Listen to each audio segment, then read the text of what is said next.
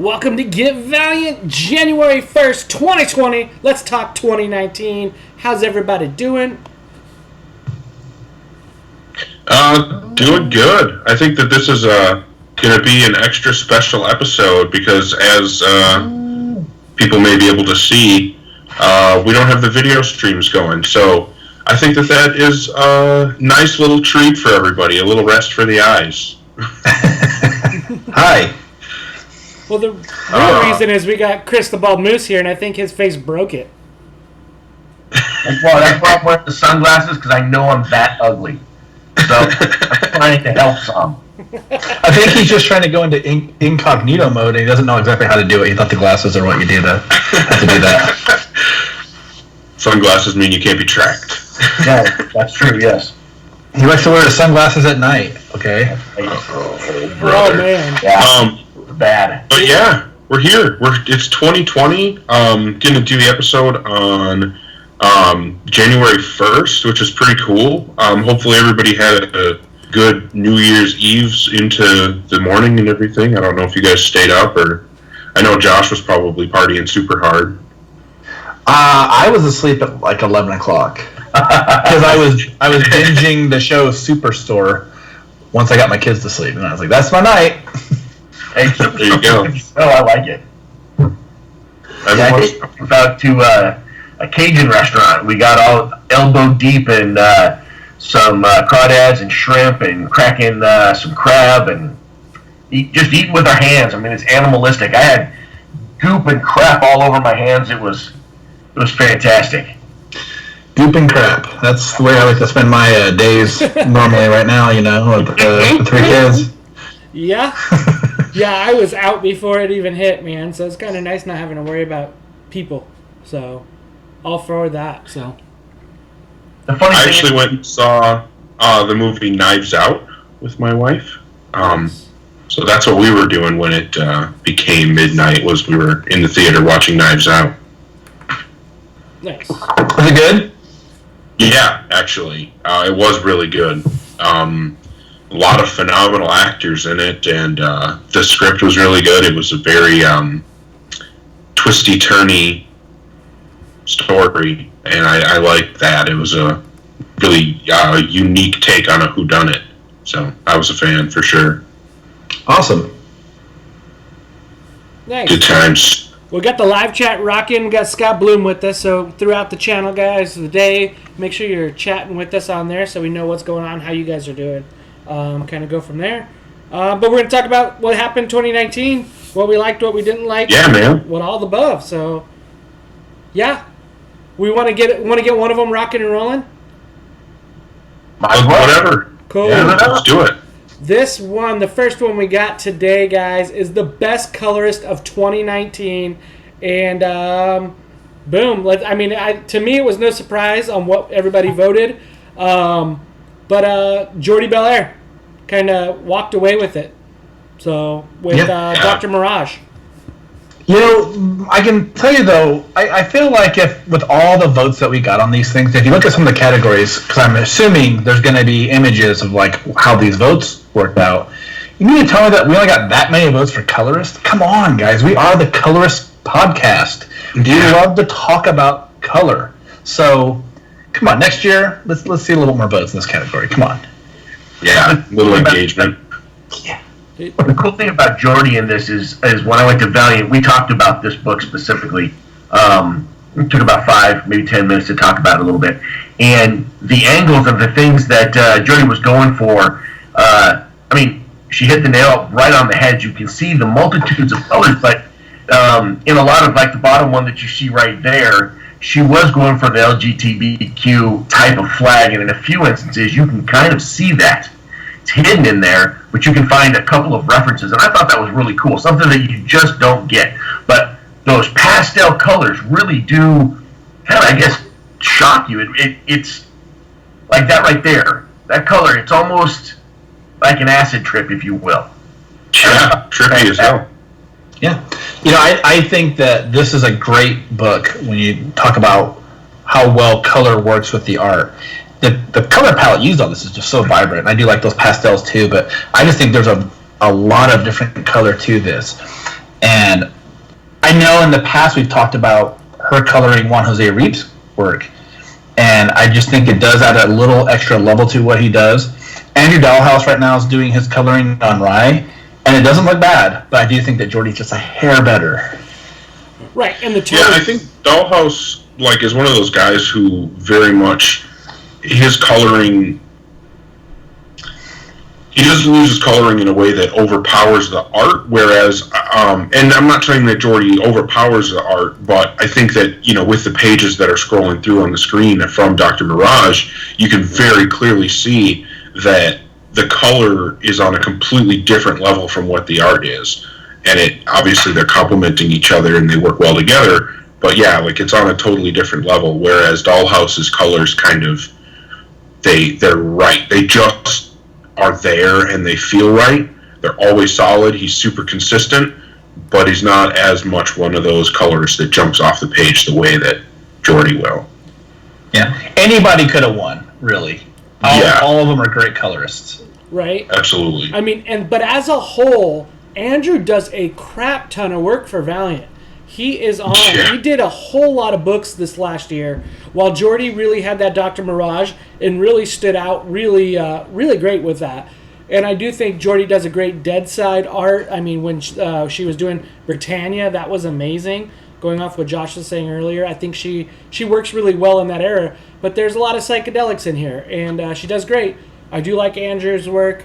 There's been a lot of colorists that have came that we didn't see this year that have been staples, the Barons and the Reavers. Some people that, Valiant fans kind of missed that we liked, but they're off to bigger, better things, Batman and Spider-Man, all the fun things. So, yeah. Well, we saw David with a cover, but we didn't get to see him coloring any interiors. That's right. Right. Unfortunately, that cover was cool, though. Yeah. But yeah, so best colorist for 2019, Jordy Belair. I think that's totally fair. Like you said, I think any of them really could reasonably have won it, but I think that looking at those Dr. Mirage pages, you can see exactly why Jordy was the clear choice there. Boom. And let's see what we got up next. We have Best Artist of 2019. So, oh boy, there was a number of them that came in. And we had, MJ Kim, Nick Robles, Doug Braithwaite, Renato Guedes. Let me see who else. Then we got the winner, but Raul Allen, Kano, Brett Booth, Cafu, Juan Jose Reap. And the winner, with his one arc of Exo Manowar, Tomas Giarello. Wow. Yeah, that's a chunk right there, but I mean, come on. Look at that art. Oh, yeah. That is out of this world, literally, because it's out of this world. But I mean, still, it is just so dang cool, so rich. I mean, I'm a huge fan of black and white. I'd take a book just looking like that. I mean, give me color, take it, but that right there is spectacular. Yeah. I think there's a bit of a trend with not quite that much detail of art right now in comics. Comic books look a little bit cartoony, and sometimes when you look at these pages that aren't inked, they're not colored, it just reminds you of what someone can do with the page. He's just got such great detail. I don't think he was my vote. I think I went with Juan Jose Reap just because personal preference, but man, you can't deny what Giarello does. His art is just absolutely superb. Yeah. I probably voted for Brett Booth, personally, just because I feel like he's the perfect artist for my favorite character. But, man, I mean, you really can't argue with Tomas Giarello's work. I mean, he's just one of those ultra-consistent guys whose every page is essentially perfection. Like Josh mentioned, his level of detail, and I think that there's just this smooth feeling to his pages that not a lot of artists can capture. I don't really know how to quantify it exactly, but yeah, definitely a phenomenal artist, and yeah, I can't really argue with him getting that title. Well, Was Cafu the second place on that one? Yeah, Cafu was second place. And then we got Juan Jose Rape. Those were your primary of your votes. That's 21, 15, 11. So a lot of it there. And kind of what I'm seeing a trend in, and what I kind of noticed, you guys will watch through the episode, is, we have our fans that are Valiant fans, and there's a little connection with old players, old members that have gone throughout Valiant for years. But people tend to like their work. People tend to be a little bit loyal to them, I'm seeing. So, seeing Cafu and Tomas, and then we'll see some more down the way as well. So, but yeah, his work's always been great. I loved his Ninja K. I know that was 2018, but that was phenomenal. And then that first 3 issues he did with EXO, and then to close it out with EXO was really cool with him and Kent. So, you can't knock what he's done. I think it's great. But Cafu's work, dude, in Life and Death, knocked it out, man. That was amazing. Oh yeah. My goodness. Yeah, loved it. Well, I was gonna say, just looking at a lot of these names, everyone that I can see on the list, from Tomas all the way down to MJ Kim, they all did great work. Even like MJ Kim's first issue of The Visitor looks awesome, and I think it looks a lot better than Dreamscape or Dreamside, the Faith miniseries that she did before. I think her art is a higher level than it was then. So I think anyone on this list would, deserves a vote. I think there's definitely some names that have done some better, work this year, but right. Everybody's got different preferences. Yeah, definitely can't argue with that. I totally agree that Cafu's work on Harada was absolutely phenomenal. Nick Robles, I think, is obviously not super well known by Valiant fans, but I think that, as we kind of discussed with how Jordy's colors made that art pop off the page, definitely can see why he would get a vote. Man, Reap, of course, is up there. This is such a solid list of artists. I think that's one of the great things of being Valiant fans, is that we kind of get spoiled, so that when any time an issue comes out with art that isn't like top of the industry, everybody's like, oh, this is terrible. Well, it's not terrible. It's just not the best thing out in the industry right now, but that's okay. I don't know. But we get spoiled with people like Cafu and Reap and Tomas Girello, and I can't complain there. Definitely happy to see more of those artists as we move forward into the new year. Oh, absolutely. Man. So that was a great category there. And again, let us know what you guys are saying in the chats. We want to hear what you guys are saying. And thanks to everybody who voted, too. Rocked out with that. So that was great that we got all that in. Then we got Best Single Issue. So there was quite a bit of, good issues. There was no one-shots, really. I did want to call out one thing, kind of like an honorable mention, and that was Greg Katzman and what he did with the Valiant Universe Handbook. That was kind of like our one-shot this year. I thought that was great work with an amazing artwork by Massafara on there. So shout out to Greg on that, because that was a good single issue we all got. We all like it. I say like every 2-3 years that we should have something like that. I agree with you, yeah. Yeah. Yes. I'm a big fan of the handbooks. I absolutely agree. I've read every issue, basically, that I'm pretty sure I've read every issue that Valiant has published since they came back in 2012, and I still get something out of reading those handbooks, so I really like that they put them out. They're a handy thing for a long-term fan, but they're also something where, it's going to be nice to have those out there in circulation when the movie hits. I think that would be a good time to push send out these handbooks again to some stores, because people are going to be wondering, okay, they're going to watch that Bloodshot movie and wonder what's Valiant all about, and this is the perfect way to say, look, here's what the company has to offer. You can find what things fit your taste and just go from there. So yeah, I definitely agree, and you really can't go wrong with that Massafera cover art. Yeah, one thing I want to chime in with is I know that from time to time Valiant will offer free books digitally. Like, hey, you know what? Maybe you need to read the first issue of Bloodshot. Maybe you need to read the first issue of Exo Man of War.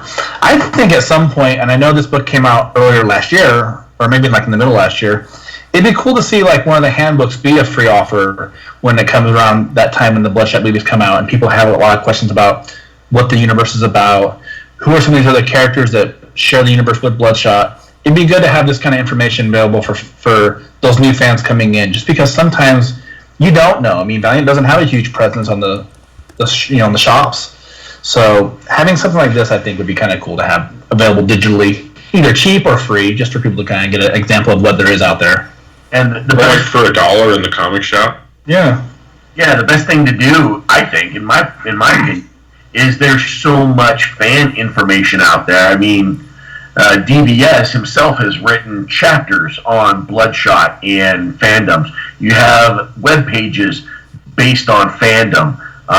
You can simply pull so much information from there and put together a simple book that maybe has 15 pages that you could print up and hand out for $1 or for free, and have it just specifically on Bloodshot and the surrounding characters in the movie and in his universe.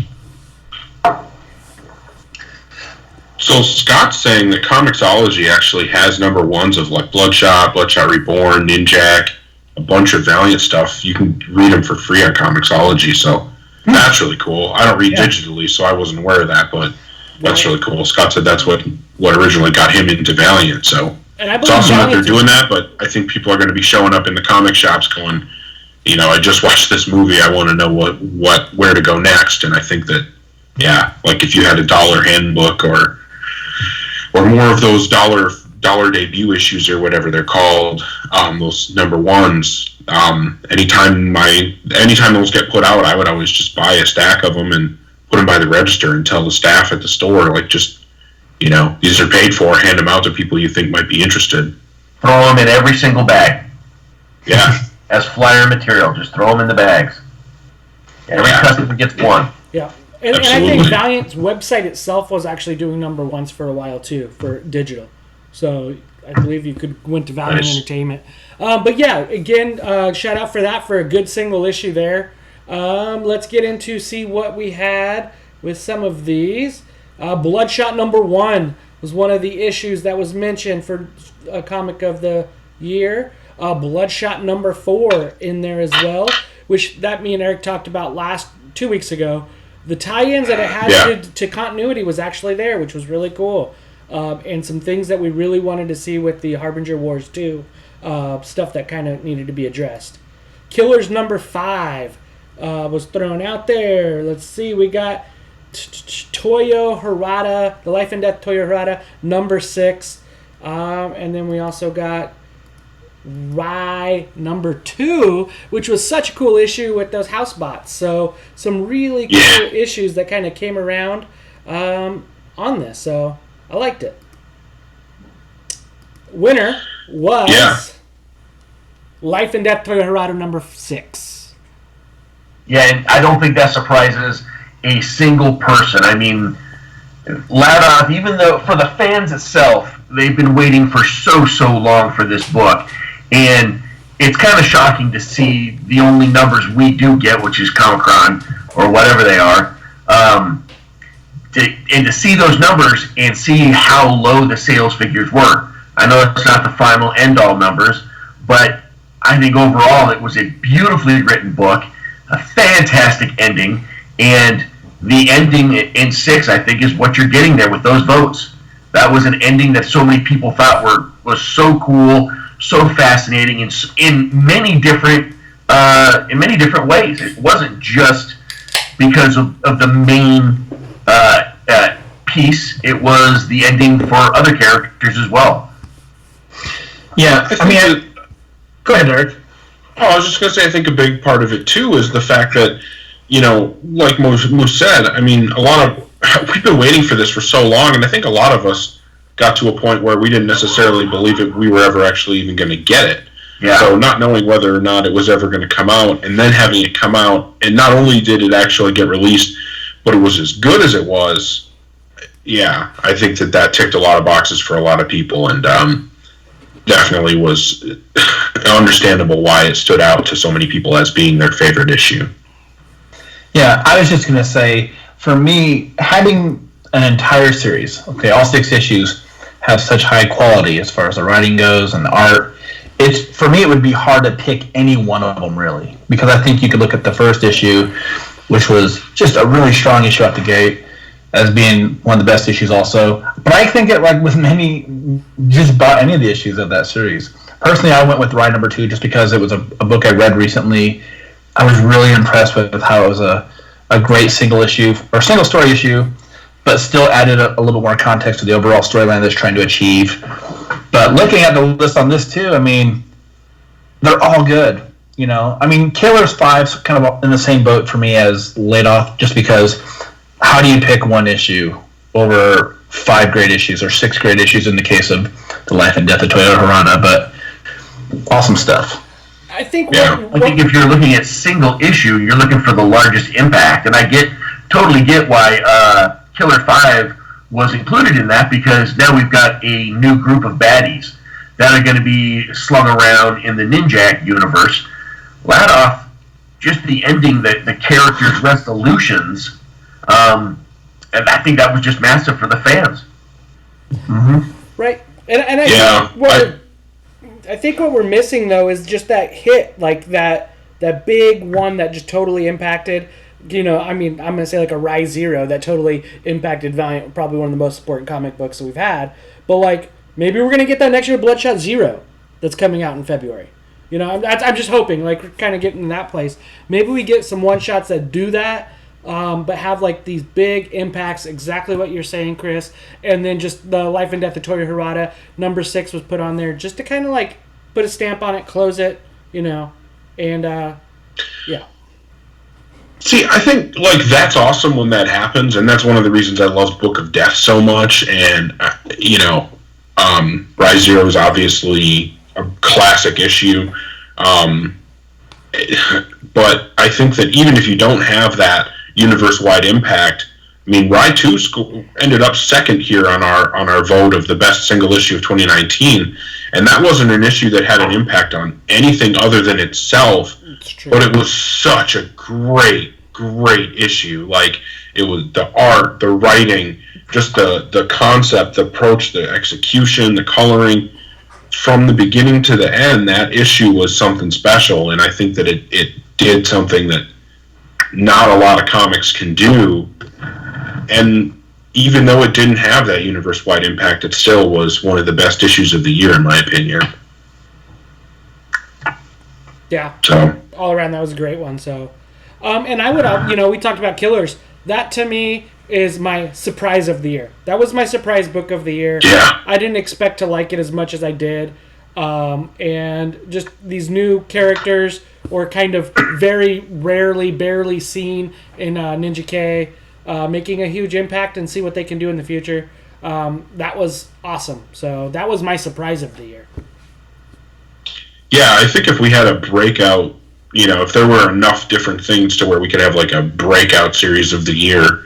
Unfortunately, Valiant doesn't put on enough books. There'd only be like 1 or 2 books in the running for a category like that. But if there was such a category, Killers would easily win. I mean, yeah, it was kind of a sleeper hit that I don't think a lot of us saw coming. I think a lot of us, when we found out that Ninjak wasn't even going to be in it, thought like, okay, this might turn out to be nothing. This might turn out to be a total waste of time. And it was anything but. This is some Hawaiian dick here. But no, we got it. We got it. No, but like, I think there was a lot that could have been, you know, the Forgotten Queen, the Roku book, the Killers book, the Dr. Mirage, you know, just name it, Punk Mambo. So there was quite a bit of little ones that could have came out, and I think just Killers stood out for me.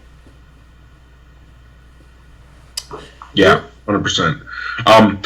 Forgotten Queen was still good, but it was no Killers. Right. Yeah. All right. I don't know what's next. I'm hitting buttons here, guys, so please bear with us. And let's see what this next category is. And this is, there we go, kind of goes right with what we were just talking about. Best miniseries of 2019, where we saw Fallen World, phenomenal. Bloodshot Rising Spirit kind of was in there. Punk Mambo, Dr. Mirage, Killers. I kind of overlooked it. I don't even think I put that on as an option to vote for. But I think somebody wrote it in and it didn't get a vote still.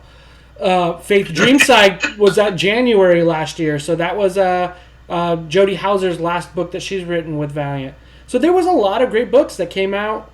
I mean, lots of minis, and we said minis, or we said ongoings were 8+. So basically, Psylords fits into that category, and then you had to be in 2019. But yeah, what did you guys think of all these minis that came out? Incursion and Killers were the ones that really stood out. Oh, and Fallen World. Incursion, Killers, and Fallen World were the ones that really stood out to me. I think Incursion was okay, but really it was Ladoff, it was Fallen World, and Killers was okay, but really it was those two and nothing else for me. For me it would be like Life and Death of Toyo Harada, and then Punk Mambo, and I loved Fallen World, and I loved Incursion. And I thought, I thought Forgotten Queen was a good book. It wasn't great, but it was good. And then, Yes. huh? Better than I thought it would be. Yeah. And then I don't really care at all for Rising Spirit. Book just had too many problems. And I kind of... Yeah, I think a lot of these are good. I think that they're all solid, except for, we've all had obvious issues with Bloodshot Rising Spirit. But other than that, I think they're all really solid. Punk Mambo was a really good book. Obviously Dr. Mirage. I think that all around, we got a lot of really good books, even though, like Killers wasn't really expected to be very good. I didn't know what to think about, Roku or Forgotten Queen. And I think that they all turned out really well. And I think, Killers and Fallen World and Incursion, like I said, were the ones that really stood out for me. Yeah. I mean, we can't expect everything to be great. I think that's the thing that kind of spoils us with a line of comic books that are 6 to 7 issues a month, where it's like we want everything we're buying to be good. A lot of us who listen to this podcast or do this podcast, we're dedicated fans who are buying everything that Valiant puts out. And we're excited about anything outside of comics that Valiant puts out, because there's not that much of that either. So I think when you get that one book that's a dud, you're just like, this sucks, man. Like, it really hurts a little bit because you want everything to be good, But that's how life is sometimes, And if this podcast was about Marvel or DC, it wouldn't be us bitching about one book. It'd be us bitching about 10 books maybe, and liking 30 or 40 books, but hating like 15 or 20 of them. So, it works out everywhere you go. No matter what your company is, you're not going to like everything. Yeah. Which I think something's wrong if you're reviewing and you like everything too, because not everything is great. Not everything is a 5, right? Very few actually are 5s to be a perfect book. Yeah. But I ditto everything you guys said. Let's get some results here. I do like that we got a lot in here, and I'm actually hoping that we have some of our people up top are listening and kind of seeing what we're doing here. And unfortunately, no votes for the Forgotten Queen or Roku. 1 vote for Faith Dreamside. 2 votes for Dr. Mirage. 4 votes for Punk Mambo. 4 votes for Incursion. 4 votes for Killers. 11 votes for Fallen World. And 36 votes for Life and Death of Toyo Harada. So there's no doubt who won. That doesn't in the least bit. I think that was truly a nod to the fans. The fans themselves loved it. Maybe not. The rest of the world may not have loved it, but the fans absolutely loved that story. Dude, from everything, from arts to writing to cover to character development, it was all there. Beautiful covers on all levels of it. You got it. It was like a, what do you want to call it? What do they call it? Murderer's Row of just creators on there. The only thing you could add is add other writers to add into it, but Joshua Dysart, who started it with Harbinger, I'm glad he got to tell his full story. Yeah, I agree. Yeah, I don't think that you could have really asked for more from Life and Death of Toyo Harada. Now, personally, man, Killers and Fallen World, I think that I like that top four. Like, that top four to me is the right top four. But Life and Death of Toyo Harada obviously ran away with this, far and away the most votes. I think that it just shows how passionate people really are about this story. And I think that comes from the amount of passion put into it. You know, like you mentioned, this started all the way back in 2012, at the beginning of this iteration of Valiant, the beginning of the VEI universe, and this story took until this year, to finally come to some kind of ending, and what an ending it was, you know. So I think that this is another great thing about being a Valiant fan. I don't think, even Josh Dysart himself said that no other comic company would have allowed him to do what he got to do with this story. You know, the incursion, Imperium was canceled, and the story, you know, at any other publisher would have stopped there no matter what, but they gave him the opportunity to come back and finish it out and kind of give his final word on Toyo Harada. And no one could have done it better, really, you know. And then seeing the art that we got, I think we kind of mentioned it earlier with how great Coffee was on the interiors. Then we had the guest artists on there, including Miko Suwayan, who I'm a huge fan of.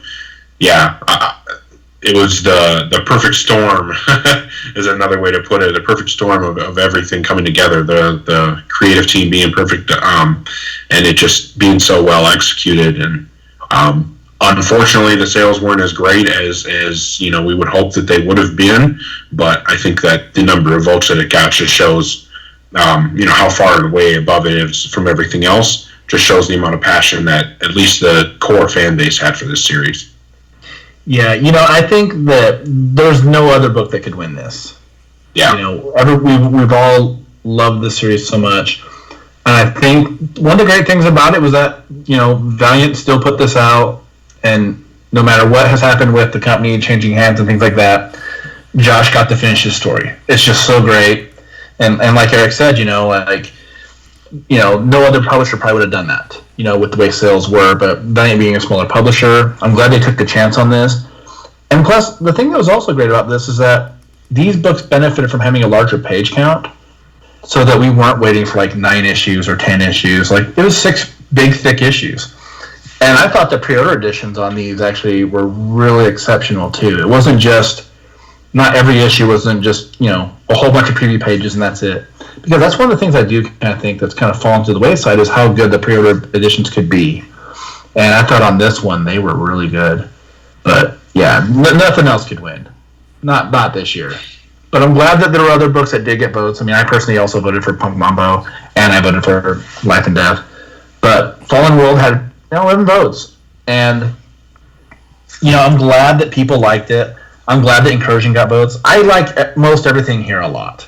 You know, the bottom 2 or 3, I'm not like a huge fan of. And we've already discussed those kind of things. But again, nothing should have beat Toyo. Yeah. And I just hope that Valiant can kind of look at these numbers, though, and kind of see what the core is looking for. Because, you know, we're the people buying every one that's coming out. And you can see what's kind of been. So, let's go on to the next route, guys. And we are looking at Best Cover Artist of 2019.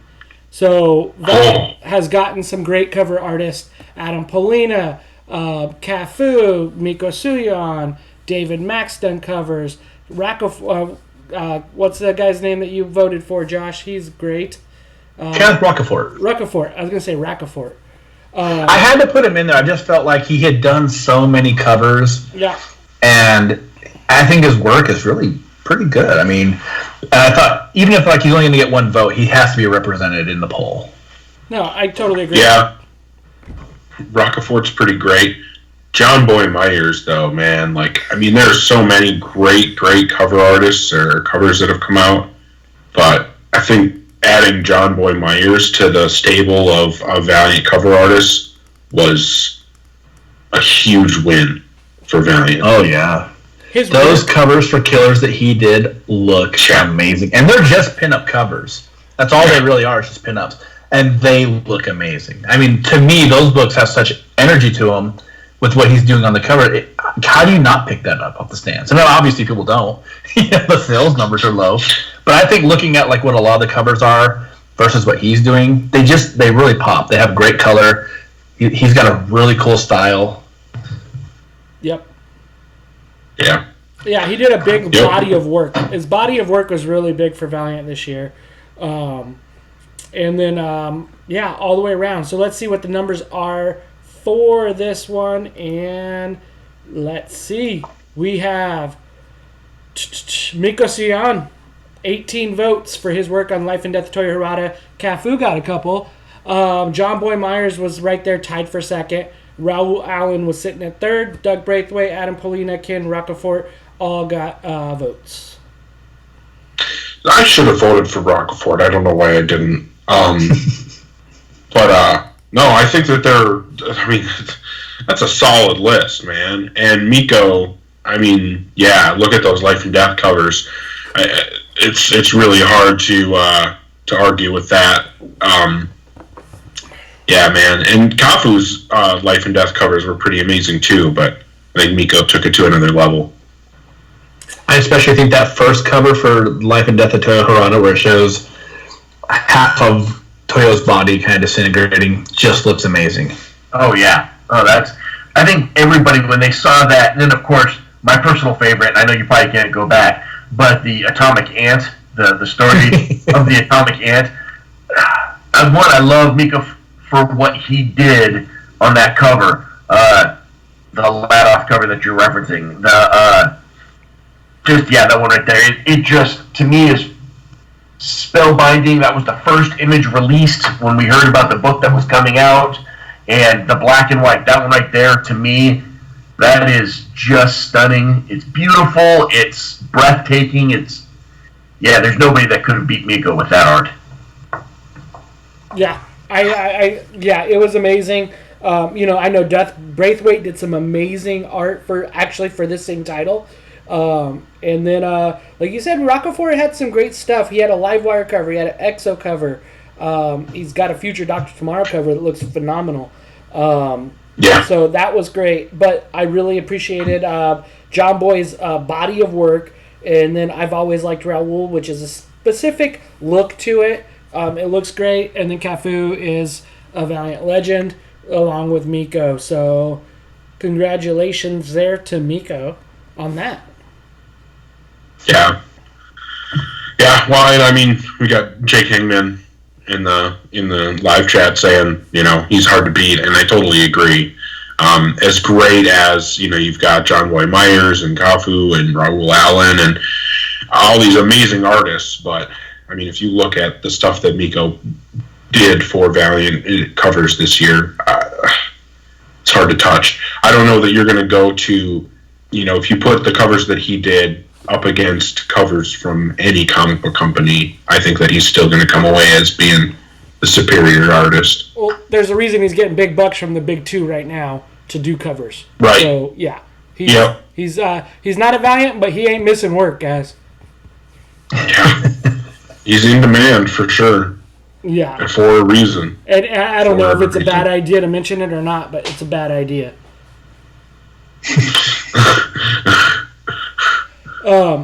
What was your guys' biggest letdown? What was your biggest miss that Valiant had in 2019? Of anything? Of anything. What do you what do you feel? I mean, outside of Rising Spirit type of thing, what do you feel? I'm throwing you guys on the spot. This is how we do it. I really enjoyed the beginning of Livewire, but the repetitiveness and the aimlessness of that entire book and the way it ended, there was so much more that book could have covered. Such a better way of going. It kind of just went flat after a handful of issues, and I couldn't continue on it. I lost all motivation at the end of Livewire. Right. And which was sad because I wanted to see a book of Livewire done. I just found it to be repetitive and just aimlessness in its wanderings. I'm going to piggyback with you off of Livewire, but it's more along the lines of the misuse of secret weapons. That I felt like they didn't do a great job of really working those characters and that storyline of those characters, of the secret weapons, of Nikki, Avi, Owen, and what could have been done there. I just feel like that's a miss, right? So I feel like there was something there that should have been there, and we didn't get to see it. So, I mean, I definitely would say the biggest letdown was Rising Spirit. I was really excited for that, but if we're not including that because that's the obvious go-to, I don't know, man. I mean, I think that I might have to go with Livewire as well, and not because it was a bad series, because it wasn't a bad series, but I think that it did go down in quality from arc to arc. That first arc of that book was so solid and so awesome, and then we went from there to a good, interesting setup in the second arc. But I think that in order for that second arc to really land and be as good as it could have been, it needed to immediately follow into a third arc that kept going with those same threads that had been presented in that second arc. So that would be my biggest complaint, I guess, would just be that from the second arc to the third arc, it felt like dropping a lot of the story that had been developed in this whole PSEP organization that Vita brought in, and then just kind of jumping into this political thing, which I did think that the writing was solid on that third arc, even if the art wasn't quite as good as the writing was. But I think it would have been a lot better to go from that second arc and kind of continue on with the story of the characters and the organization that was put forth in that second arc. You know, my answer would be Rising Spirit. Someone has to say it, okay? Now, while I do have a little bit of an issue with the last arc of Livewire, I liked it up until that point, so it's hard for me to sit there and complain about that book. But Yeah, to me, eliminate that one. He said, but we all know Rising Spirit. it has to be mentioned, because here's why.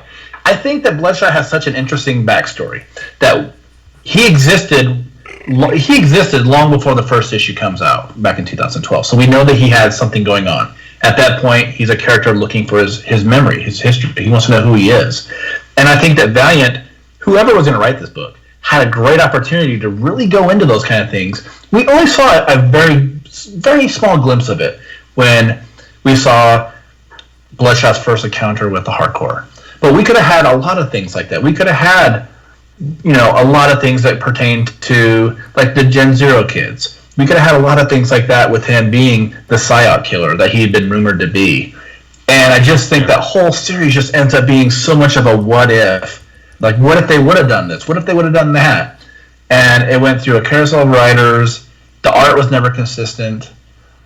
And I mean, I just don't want to let it off the hook, I guess. I get the whole thing with Livewire. That last art to me is a bit of a cluster, but if I'm going to say it, the first thing that popped in my mind when Hoosier threw out the question, it was like, it's Rising Spirit. Just because it's Bloodshot, and Bloodshot's such a big part of this company too. Livewire is not that big of a part. She's big, but she's not on that level of Bloodshot. She's not on that level of Exo Manowar.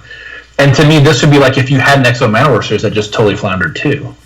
Because Bloodshot and Exo, they're right up there, Exo's probably just a little bit bigger of a flagship character, but how do you mess up Bloodshot, man? You know what I mean? Like, that book had such crazy-ass sales. The number one was the largest selling Bloodshot issue that VEI had, based upon all the, billion of variants that they had. But still, to have that book just flounder the way it did, to me, that's the big disappointment of the year for me. Man, why are we gonna be such downers? Right? Let's get to some positive shit, man. Come on, let's do it. I feel like they kind of acknowledge it by not releasing the trade for it. So I think that's the kind of the case. And actually, I don't believe they've done a Livewire Volume 3 trade as well. So yet, I don't think I see it anywhere yet. So the trades will happen, I'm sure. But I wouldn't count on a deluxe edition of Rising Spirit. That's for sure. That might be the one I don't get. Yeah. Completist, except for that. Let's see what we got next. Guys, we had Best Cover Artist. We just got that round. Now we're talking Best Ongoing of 2019. So book had to be released in 2019. And so we had Psylords. We had Rye. We had Bloodshot. We had Exo Manowar, Livewire. And we had Shadow Man. So a lot, not a whole lot of ongoings, really, when you put it into that realm, but the Shadow Man and Exo kind of got in the very, very, very beginning of 2019, so they're counted in here. And for me, I truly enjoyed it. So I really absolutely loved Shadow Man. Shadow Man, to me, that would have been my pick. It's probably not everybody else's pick, but man, I really got into that book. There were some really interesting things that they did. And I loved it all the way up to the end. I wish there would have been. I think there was more story to tell. Absolutely more story to tell. But and I was sad to watch it go. But I think to me that was such a rich book, so good. And I loved the Time Wars. They went further and further for generations. I loved getting into that all the way back to the beginning. I thought it was very, very cool. Yeah, I'm going to say that was great use of Renato Guedes in that last arc. That was I felt like it fit him more than it did the space opera of Psylords. So, yeah, on top of that, I'm going to agree. And, of course, Andy Diggle's Andy Diggle. I think most of us appreciate his work. Bloodshot has been my kind of standout book that I've kind of enjoyed. I know we talked about we were worried about continuity at first, but it's tying in, it's coming in, and it's been fun, it's been action, and I've enjoyed all of that. So, yeah, I'm gonna say that was one that I picked as well, and then Exo closing out. I mean, it wasn't Venditti, but it was good. Yeah, I'm curious to see the votes on this one. Oh, are you saying you want me to show them now? I am, yeah. Well, I'm very excited for the votes. He's excited.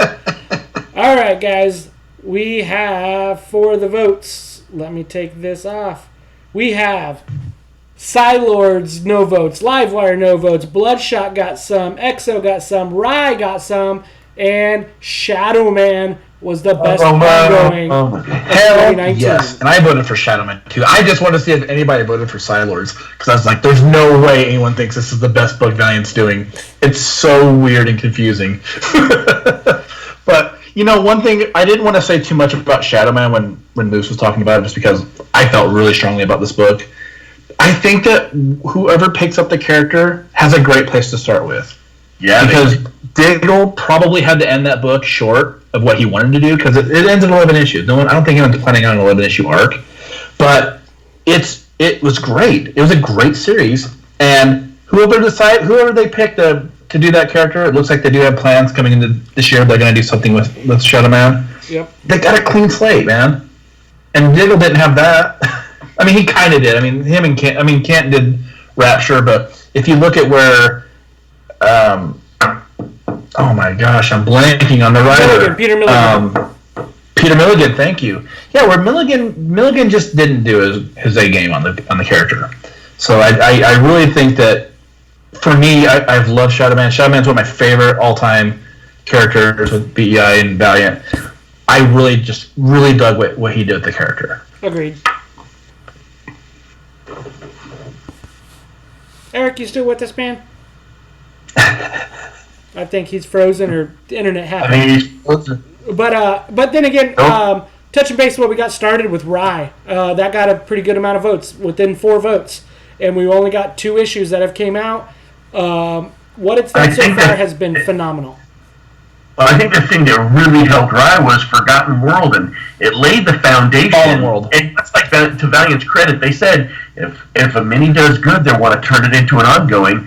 And Forgotten World was spectacular.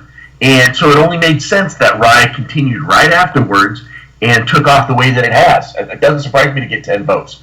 Because it's a great book, and a lot of people are excited to see this. Yeah. I mean, they've been waiting for years.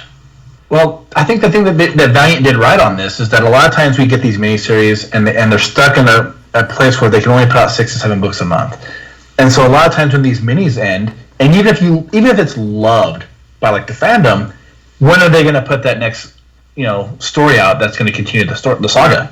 A lot of times we would have to wait until like another year or so before you get something. What's going to happen with Galad after Incursion and Tama? We're still waiting to even know about what's going to happen with the way that book ended. It's crazy. So Valiant did the best thing they could do. Even if it does push back EXO from getting published until this year, I think that you couldn't wait. I mean, especially with as good as Rai has been, you can't wait on that. Right. Yeah, they did that right. Well, I mean, people can point at all the wrong things and say that this was wrong and that was wrong, but tying Forgotten World right in with Rai, only a few months separating, they got that right.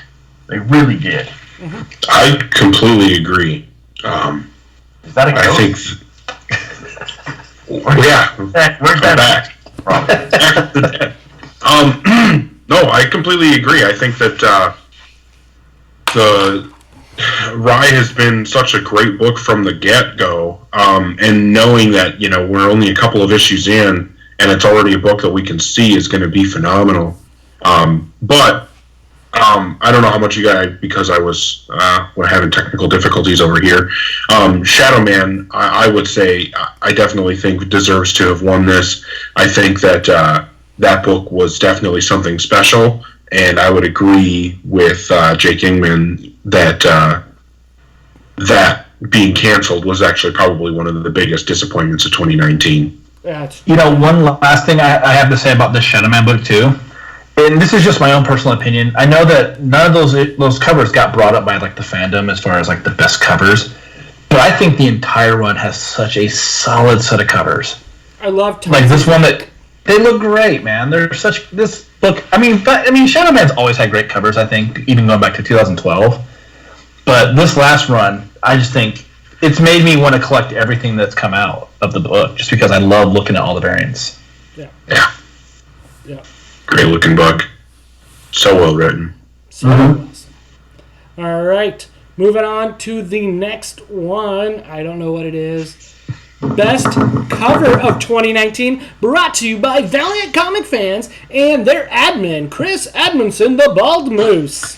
Go, Jordan. Way to go, Chris. Valiant comic fans. We started taking this around last year, doing best cover, and I think a lot of people really enjoyed it. I know Miko Suyan won it last year, and he really kind of got off on the fact that, I mean, he was like, oh, wow, really? The fans thought this was the best cover? And he was kind of a moment for him. I think you really appreciated hearing from the fans.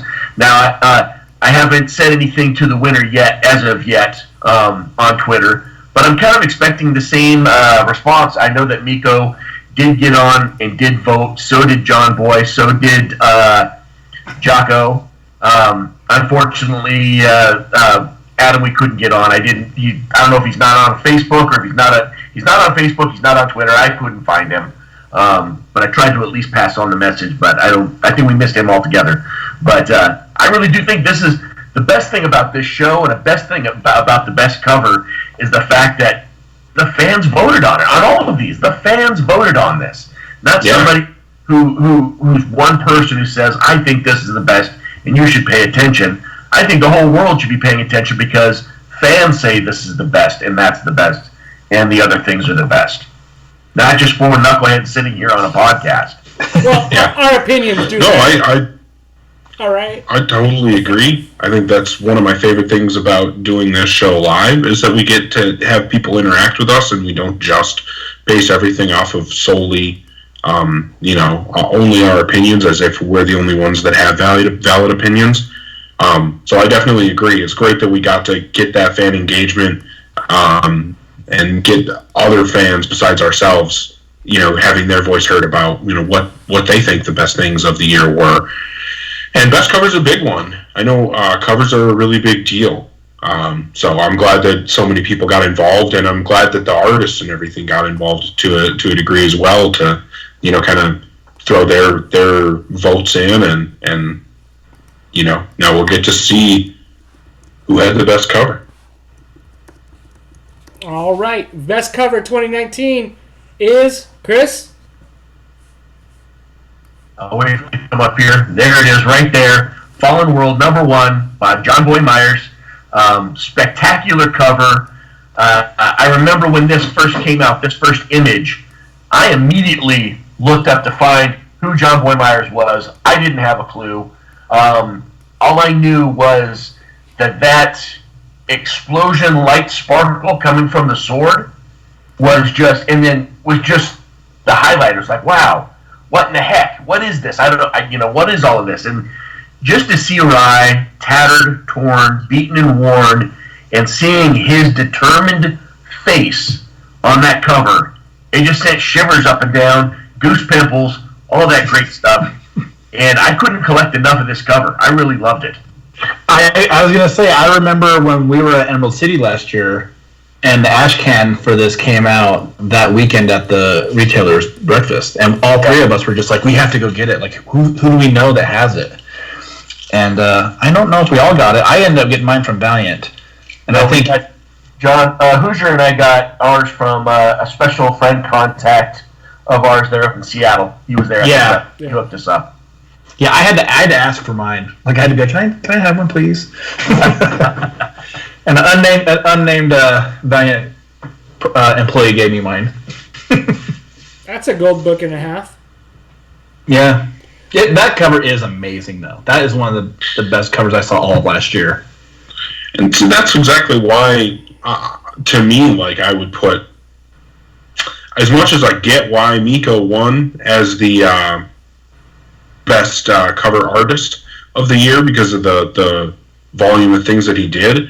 I mean, just looking at like this Fallen World cover, looking at those Killers covers that we mentioned before, I mean, John Boy has done such amazing work that I think that he would be the other person that I would say should have, could have reasonably won Best Cover Artist of the Year, and I'm very glad that he won Best Cover. But yeah, that Bloodshot cover, Carbon Fiber, man, that was my vote.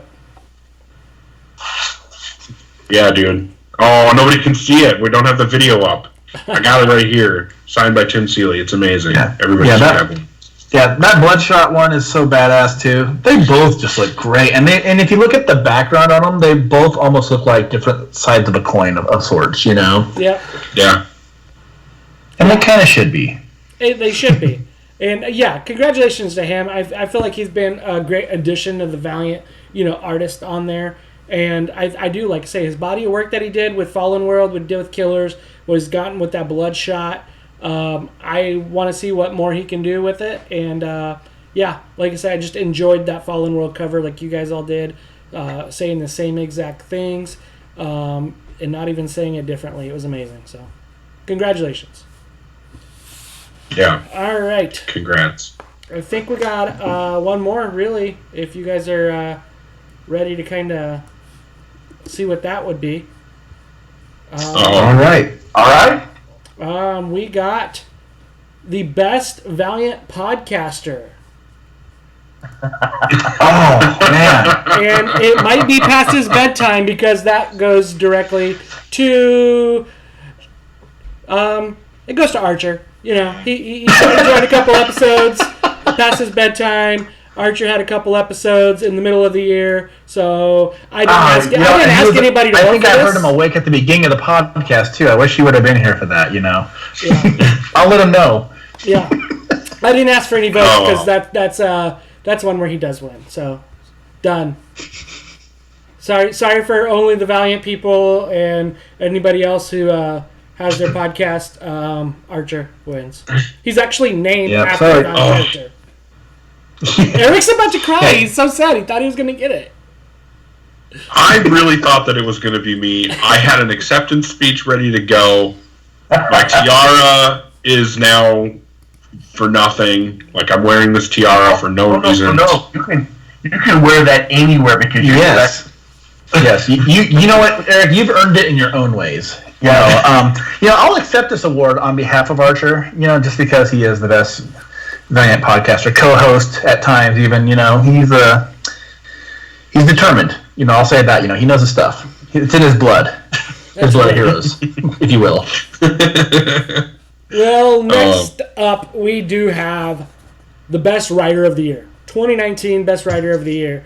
So we had a list of people going through, there was Mags Visaggio, Vita Ayala, Fred Van Lente, Tina Howard, Kevin Grievous, B. Claymore, Elliot Rahal, Alex Pack, however you say his name, Andy Diggle, Pack Nadal. Yep. Dan Abnett, Jody Hauser, Tim Seeley, Colin Bunn, Matt Kent, Joshua Dysart walked away 12 votes ahead of second place. So what he did at Life and Death Toyo Harada, what he kind of came out and said with Valiant, with that is he got him to be the winner. Not surprised at all. Yeah. Friend of the show, Joshua Dysart. Makes sense. Friend of the show. Yeah. So, I'm surprised, honestly, Dan Abnett isn't higher. I mean, we're all talking about how great Fallen World was and how awesome Rye has been, even though it's only a couple issues in. So, honestly, would have expected Dan Abnett to get a little bit more love on this. But I do think that, obviously, Josh Dysart has a lot of Valiant fans very passionate about what he did this year.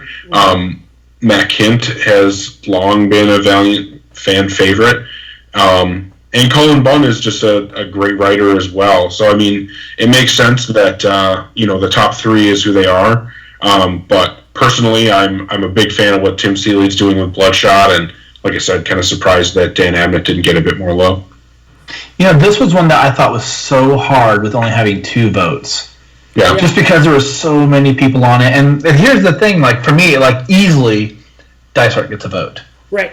But then, when I think about, Diggle on Shadow Man, which was great, what Alex helped do with Incursion, I thought was great. And then, Tim and Colin, and, I mean, it's just too hard, man. If I could have, 3 votes on this, I would have maybe felt a little bit better. But, it was just hard. That second vote was such a hard thing to place, just because there was so much great work, I thought, in my opinion, that Valiant had out. But, Josh, how do you vote against Josh with what, Life and Death did? There's no way. Yeah. Totally agree. I hope, and we are getting more from him. Actually, the Exo Manowar Free Comic Book Day was kind of a pleasant surprise that he's going to do a story there. That was mind blowing. Yeah, mind blown. Just blew me away that that's happening. I never would have expected that. If you would have asked me to predict a returning Valiant writer coming and writing Exo Manowar for the Free Comic Book Day book, I never would have guessed Josh Dysart. So I'm sure that it's going to be something unexpected and really good. It's going to suck if it's really, really good, just because that might be the only Exo Manowar we get from him. And then it's just going to be why? Why are you doing this? Come on, man. Just scale it back a little bit, Josh. Just don't blow us away. Don't wow us too much just because the hurt. I can't take the hurt, man. He speaks for himself. Mr. Joshua Dysart, please suck. No, don't just suck. I mean, I still want to enjoy it. I want to like it. I'm just saying, man. It's like when you rip a Band-Aid off. You just want to hurt. But you don't want to be agonizing when you pull it off. Just make it good, not too good. Yeah. Well. Or just keep writing for Valiant, man. Yeah. Shit. That's really what the best solution would be. Just saying for Valiant might be a bad idea, though. It can be a bad idea, but it's a bad idea that will work. But he needs to stay. He needs to stay with Valiant too. We love Josh. Yes, the writer, not the podcaster. We love him too. But for the sake of time, guys, we did get some Valiant 2020. They sent out a New Year's, and they had some a cool little image there with Dr. Tomorrow, Quantum and Woody, Somebody to Be Named Later, Bloodshot, Shadow Man, Exo, Rye, and Eric calls this chick with the gun. Apparently, saying that a chick with a gun is a chick with a gun is controversial, but no, I triggered.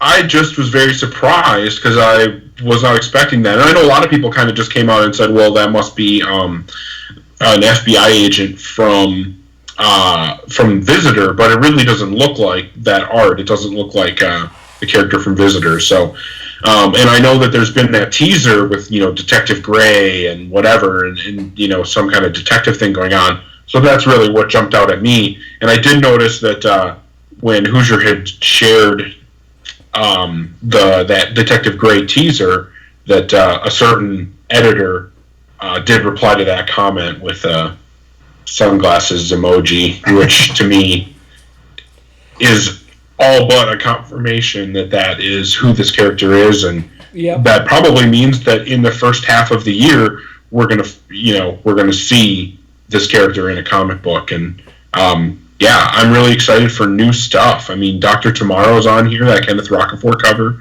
and that's going to be amazing. Having read the first couple issues, I really think people are going to dig it, and I'm excited to see, we got Shadow Man on here. Can't wait to hear what the creative team is and see the direction that's going. And whoever this person who looks like a police officer with a gun it turns out to be. Yeah, I didn't think it was anything with the Visitor, just because I think if it was the Visitor, they would have had him in the image for her. Well, we don't know. We don't know exactly who the Visitor is. It's a mystery. But whatever it is, it's interesting. And what's really cool about this image is if you take out Dr. Tomorrow and you take out this mystery character, you get Bloodshot, you get Rye, Exo Manowar, Shadow Man, Quantum and Woody. And those are characters that go way back, in the history of Valiant, and to me, it does feel like the line is going somewhere great, where we're getting a lot more of the classic characters back. We had a year where we got to play around with some of the B team, and now the A team's coming back, so it's cool. If that 7 books was 1 month, that would be an amazing month. I would, especially with what I've read from Dr. Tomorrow, it would be an amazing month. Eric's not on the Twitter universe, but I also posted that on Twitter and had Valiant tweet a eyeballs emoji, and then had a GIF from another fine editor at Valiant, kind of getting this idea that this is not the Visitor's FBI agent, and it is not Dax Perios from Stumptown or Jessica Jones. So, despite what some people may say. It's not Jessica Jones! God, I was hoping there was going to be a big Marvel Cinematic Universe tie-in right there, man. Shit. Yeah. Thanks for ruining that for me, man. So, it's not Jessica Jones, guys. But, so that gives us on, I know we don't have a whole lot of time, but your top 5 things you guys are looking for in 2020.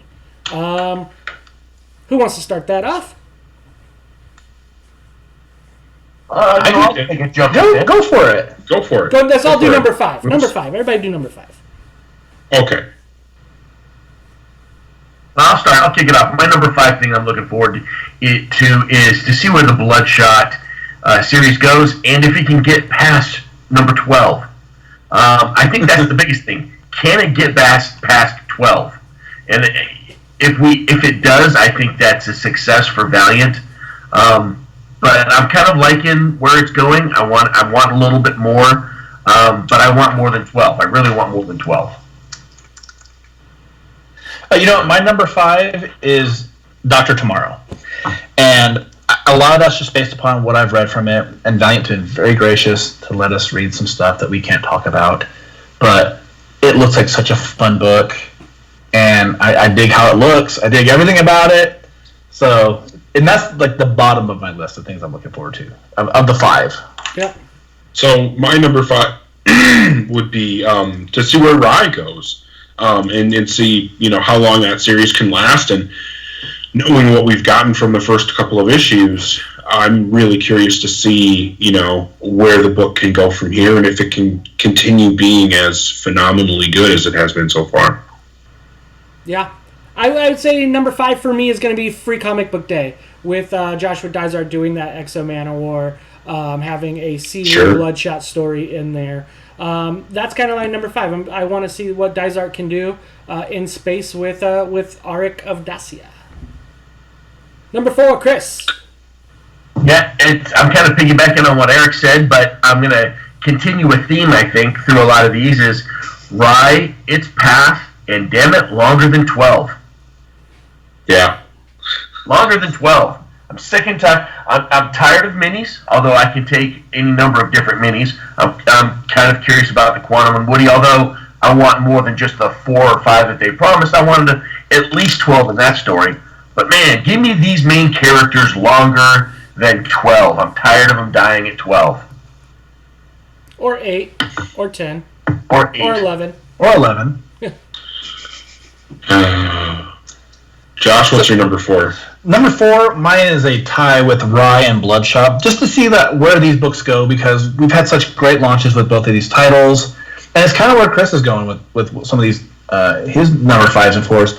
Can these books sustain a fan base long enough to get past a dozen issues? What is the thing that's going to stop these books from selling too? Because they've been great. If people have been complaining about how they feel like the line has been lackluster, these are 2 books that have really kind of jolted things for me a little bit. They're awesome. These are very fun books. These are books that you could almost say could exist back when Dinesh and company were still writing things, I think they're that good. So, yeah. Are they going to make it past 12? Kind of like what Moose was saying. So, that's my 4. So my number 4 is Josh's number 5, Dr. Tomorrow. And I would say in general, new stuff. I mean, whatever new stuff we're going to get. Visitor is a new thing, but it's already come in 2019. We're getting Dr. Tomorrow here in 2020. And then whatever this image being teased in the Valiant 2020 Year of Heroes teaser is. I'm just really excited to see new stuff, including all the new series like Shadow Man and Exo Manowar and so on and so forth. Awesome. One of mine is going to be, if I go to the movie theaters in the next couple weeks, is seeing a Bloodshot cardboard cutout at the movie theater. I'm excited. I'm anticipating that. I'm pumped up for it. Let me see it. And please, something besides the goofy detective-looking coat thing. Don't be that thing. Please, I don't want to see anything that comic book related. A poster. I think that's what you're getting at, right, Hoosh? Yeah. A poster. Or cardboard, I would be sit next to Bloodshot and be like, yeah, I'm Bloodscored. Oh, man, I'm totally hoping for something with a hole cut out so I can stick my head in it. That's what I go. That would be boss. I would tell you. I know that's what Archer would have said if he could have stayed up late enough to be on the podcast this week. He was like, I really want something with a hole to put my face through. So I don't know. We'll see. Chris, what's your number 3? Number 3, and this one is big, and it probably should have been higher. But look, XO, it has to be good. I mean, it has to be something that brings a good handful of those old fans back around. This is something that's been put off for a very long time. And fans have been disgruntled about it not being around. It really has to pop. These issues that are coming out, the first 5 or 6 issues, has really got to grab people and keep them engaged in it. I do believe this one will get past 12. It won't this year. That'll be a 2021 thing. But it has to be good. It has to be good. Boom. So my number 3 is something a little bit different, but for me, Emerald City Comic Con is like my big number 3, and the reason why I'm saying that on here is because that show ends up being very Valiant centric. Valiant always has a presence there. There's a ton of people that work for the publisher there. There's a lot of elbows to rub around with, a couple of the present company included. So for me, like just the amount of like Valiant I get out of that show is right there for me. So for me, number 3, the number 3 most exciting thing for me going into 2020 is to see how the Bloodshot comic continues. I think that Tim Seeley is showing a really good understanding of what makes Bloodshot awesome, and also a really deep and interesting character in writing that line. He's been doing a really good job, so yeah, I'm really excited to see as we go into 2020 how that book continues, and hopefully that one does go past 12. I'm hoping we get another book past 12, and I hope it doesn't break my heart as we have seen teasers of Harbinger coming. So I am anticipating Harbinger. I want a Harbinger book, and I hope it, like I say, makes a tear run down my eye. So, yeah. I want to see that creative team is. All right, number 2 for me. And really, it's the unknown. It's what we don't know. We see before us, this is all going to be the spring of 2020. We've heard speculation and rumors of possibly a Harbinger, but they've got so many characters here popping off that look spectacular. A lot of, tentpole characters, what are we going to get in the summer of 2020 and in the winter of 2020? That's right now. I'm curious about that because you got so much right here at the beginning. Oh man, there's got to be some goodness coming. Maybe some Savage. Maybe something else that kind of brings what Valiant's been doing, starts tying this stuff together and saying, okay, this is why we're making Killers and Ninjak, and we've done Bloodshot this way to bring him in on this angle, and all these other things. Kind of bring it all together, tie it all together, give me something spectacular, a big something in the summer, winter of 2020. That's what I'm looking forward to in number 2. So what I'm looking forward to, my number 2, is actually this Valiant, the Year of Heroes. Because my theory on this image is incomplete.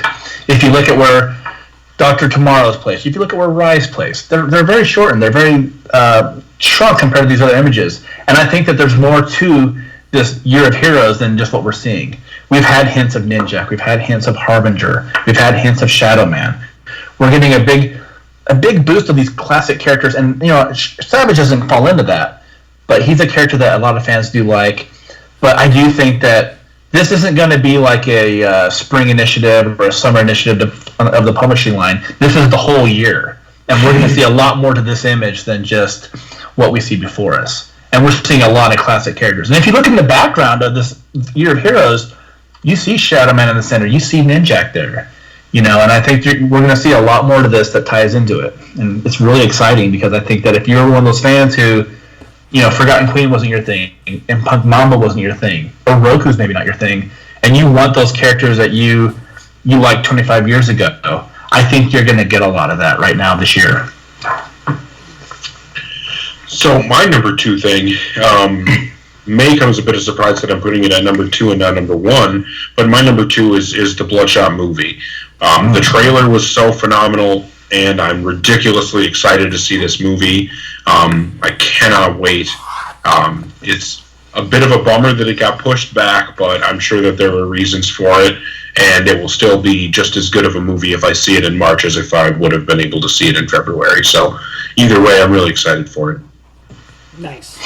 I actually had a tie for 5. I got to go back. I want to see who the visitor is. I'm anticipating that for number 5 as well. But I'm right there with you. I'm excited for what Josh said, Emerald City Comic Con, which falls on March 13th, which is also the release of Bloodshot. It's going to be a great weekend hanging out with a couple of you guys, hanging out with Valiant, and watching Bloodshot downtown Seattle at the theater.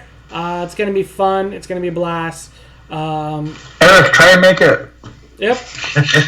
Yeah, all I need is just to pay for all my tickets, and then I'll be there. Just hitchhike. Stick a thumb out, man. Yeah, haven't you watched Jay and Silent Bob? The first Jay and Silent Bob, George Carlin gives you some tools of the road. Yes. And you can get a ride easy. Oh, man. All right, Chris, what's your number 1? Number 1 for me is Emerald City Comic Con, kind of like what Josh said, but even deeper to add to that. Deeper. I'm trying to pressure Emerald City Comic Con on Twitter, as well as trying to incorporate Bob Layton and Kevin Van Hook on Twitter and on Facebook to get them, and get Valiant involved as well, to get them to Emerald City Comic Con, because I think when you look at it, I think Emerald City Comic Con that doesn't have quite a theme yet could capitalize on this movie.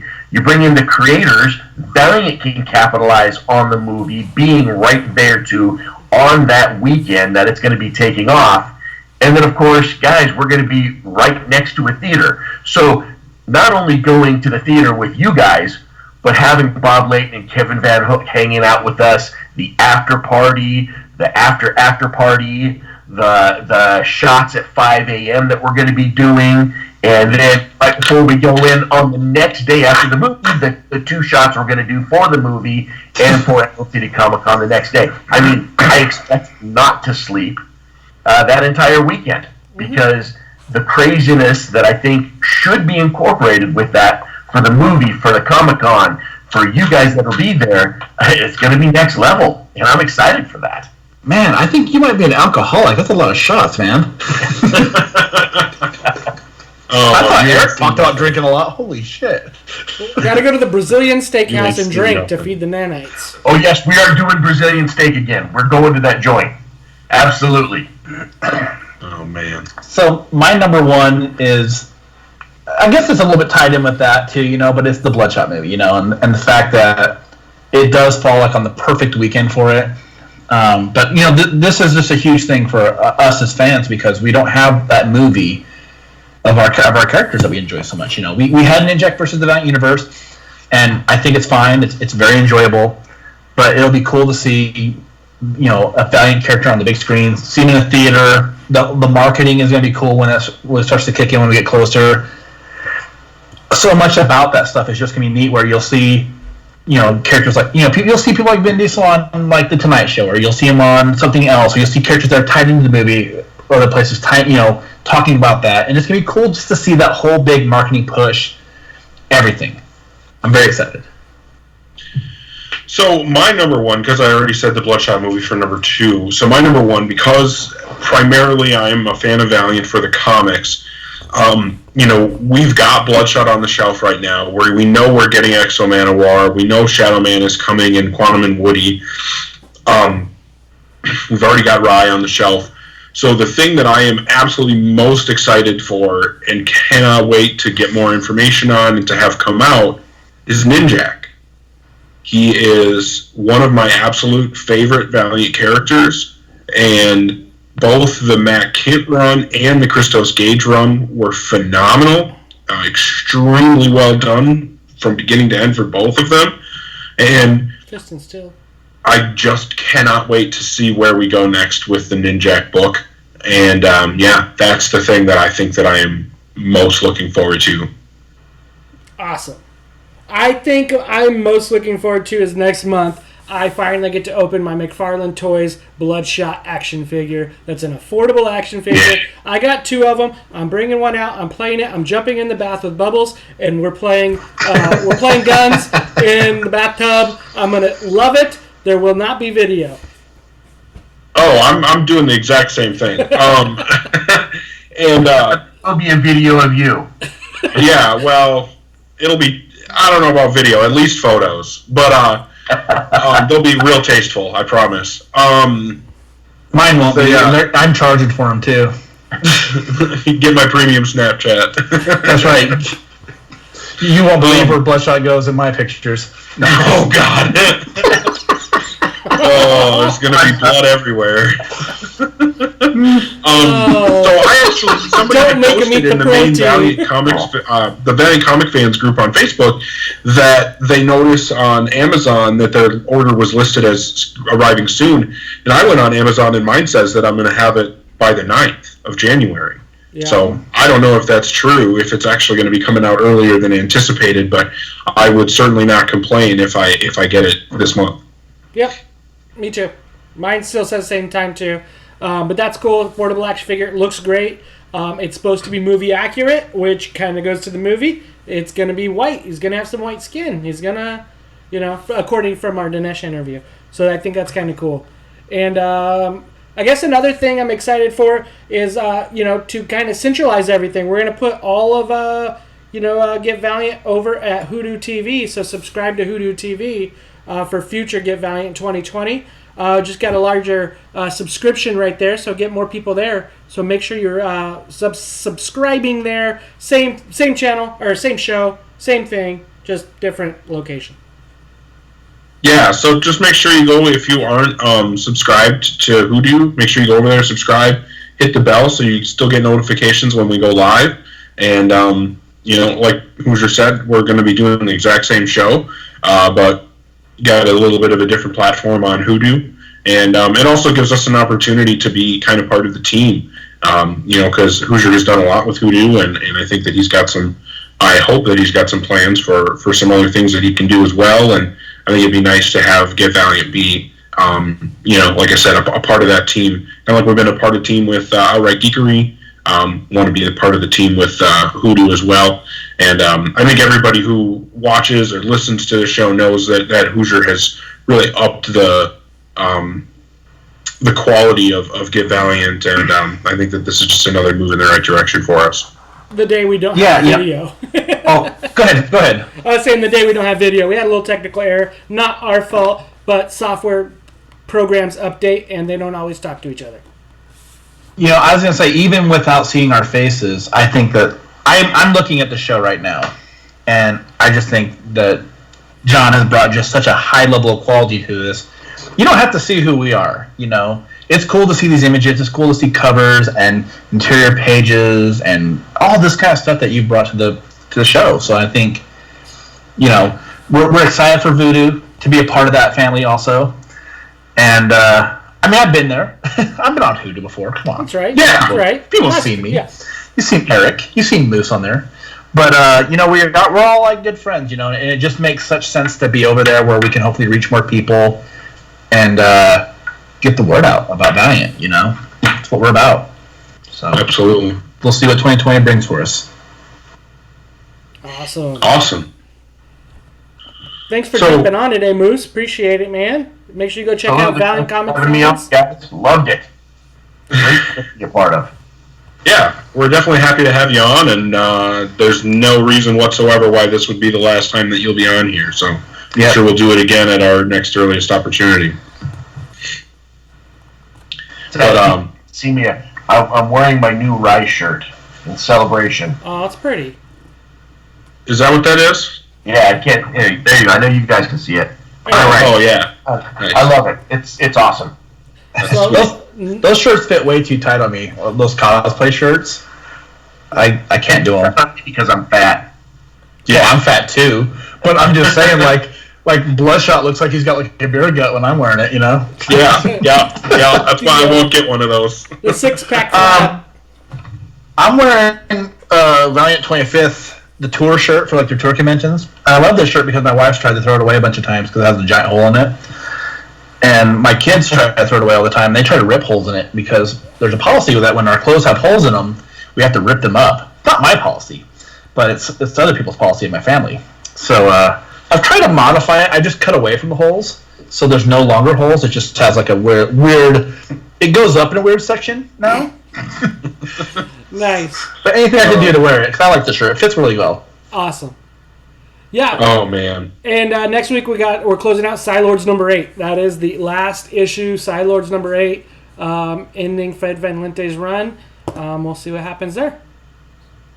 I hope it's not the end of Fred at Valiant. That's all I can say. Yeah. It hasn't been like the best book, but I do like his writing. He's done a lot of other books that I've really enjoyed, so hopefully this doesn't sour him on the experience. But it's been a weird book. It's been a weird book. It's been good, man. Weird, yes, but also good. But so we'll be back next week. This has been episode number 144, so we'll be back with episode 145 next week with our new home on Hoodoo TV. I want to thank everybody who's watched and listened, whether that's Scott, Jay Kingman. I know that Sean Hayes has been hanging out with us as well. And anybody else that's been, I know that Nick was here. I was going to say, Nick was on for a minute, for a hot minute. Alexander Nagy, or I don't know how to say your name, I apologize, but him as well. Definitely happy to have everybody joining us for these episodes. Hopefully you'll also come join when we're at our new home starting next week. Thanks everybody who's watching or listening after the fact as well. Hopefully you're all supporting Valiant. And we'll definitely see you guys in one more week to talk more Valiant books. Signing off, I'm Eric Baumgart. I'm Josh Rathbun. I'm Hoosier. And I'm the Bald Moose. Yes, he is. I hope you all stay valiant, Motros. Yeah. Oh, we're not even don't even can see me. Fuck, man. I'm throwing up the V's, man. Shit. Hey, it's 2020. Big time. It's happening. 2020. I hope you guys start seeing things clear.